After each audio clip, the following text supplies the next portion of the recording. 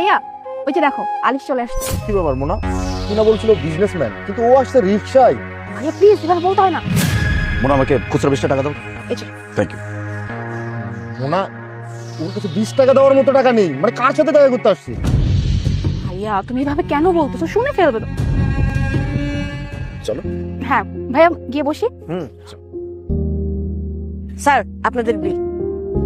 Hello, এখানে কেন বিল দিচ্ছেন? বিলটা এখানে দিন।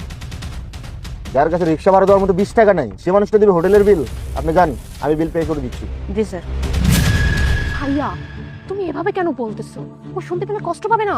কিভাবে কথা বলবো? ভাইয়া ও হ্যালো, তোর সাথে আমি কথা বলতেছি না, আমি আমার বোনের সাথে কথা বলছি। আচ্ছা মোনা, তোর জন্য কত ভালো ভালো সম্বন্ধ নিয়ে আসছি, তোর আইডিয়া আছে? হ্যাঁ, তুই মানে এই ছেলের ভিতর কি দেখছিস? আর বসাইছে কই তুই দেখছো? হ্যাঁ, এই সমস্ত জায়গায় আমি এর আগে কখনো আসছি?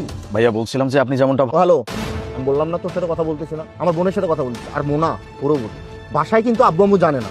আব্বু আম্মু যদি জানতে পারে, তোর ঘাট ধাক্কা দিয়ে বাসাতে বের করে দিবে। মানে কি এর ভিতরে আছেটা কি? আলিশ সত্যি ভালো ছেলে, ও বিজনেস করে আর আমি ওকে অনেক ভালোবাসি। আর ও সত্যি ভালো ছেলে আর আমি ওর সাথে অনেক ভালো থাকবো। কেন বুঝতেছো না? তুই না মানে ভুলে গেছিস, মানে কই থেকে তুই আসছিস, মানে কোন ফ্যামিলি থেকে তুই বিলং করিস। ও জানে, হ্যাঁ ও জানে তোর লাইফ স্টাইল সম্পর্কে, তোর মেকআপের খরচ কত। ভালোবাসা না এমনি হয় না, ভালোবাসতে লাগে টাকা। যার কাছে টাকা নেই তার কাছে কোনো ভালোবাসা নেই। আর ও হ্যালো, তুমি আমার বোনের খরচ কত জানো?